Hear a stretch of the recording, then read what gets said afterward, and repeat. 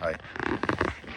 At first, this is the first video of the 2025. I hope the best, the health, the prosperity, and all the best in your life in 2025 with your beloved ones. But even though we had a nice Christmas and New Year seasonal holiday, the things around the globe is moving fast, and especially in Syria, Turkey, where are PKK, YPG, the Qatar pipeline to Europe. All these things are coming now on the surface of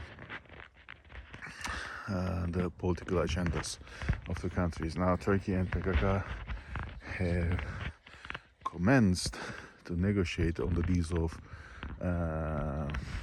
finishing, let's say, the terrorists or terrorism actions, and there's a great deal about this, and we cannot see this apart from the negotiations between the let's say the temporary Syrian government at this moment, administered by Kobani or Jobani in Syria, apart, because the Kurds in the northern of the Syria, where from, let's say, the border between Iraq, Turkey, till the mid of the Syria, the land is controlled by YPG, and since it is the deal, they demand a regional administration authorities, and at this moment the acting prime minister, let's say, is not fond of giving such things.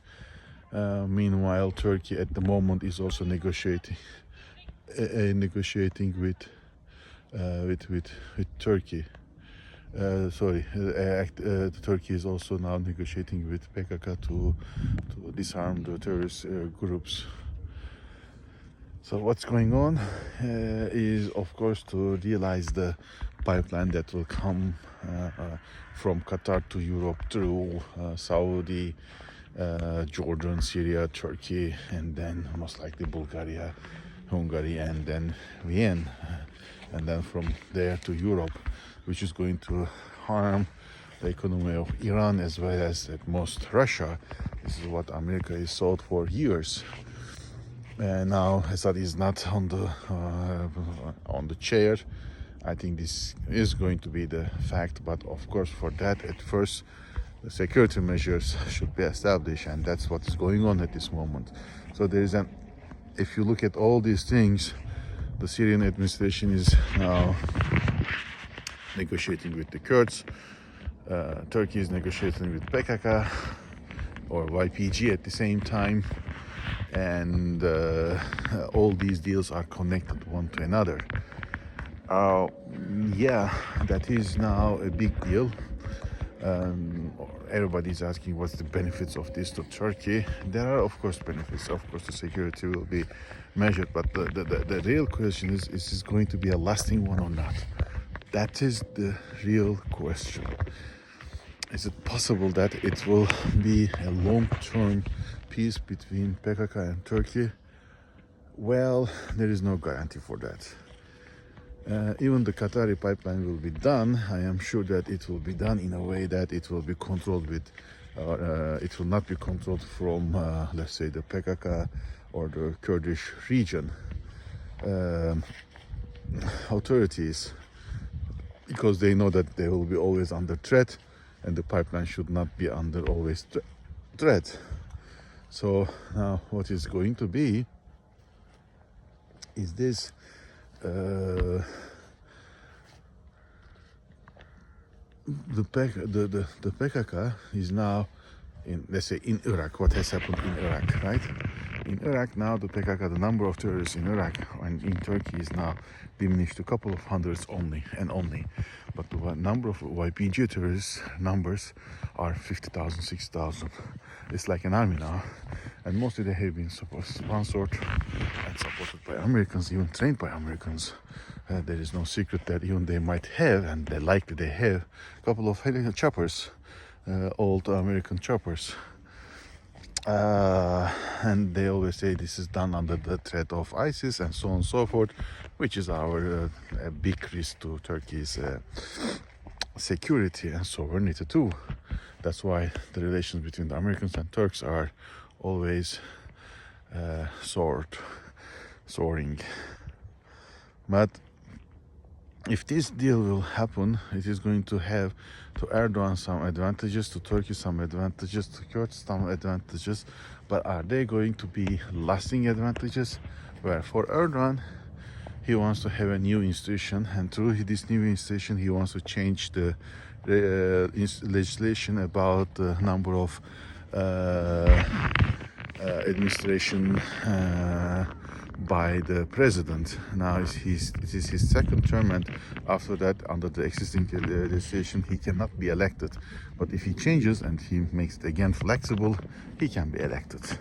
And if a deal will be struck, of course he will be elected, because he will be now receiving the Kurdish party's votes. Now, when it comes to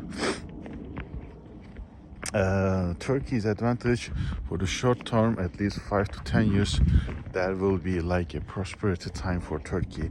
Investments will be increasing, there will be peace in the area, and so on and so forth. But is it going to be a lasting or not?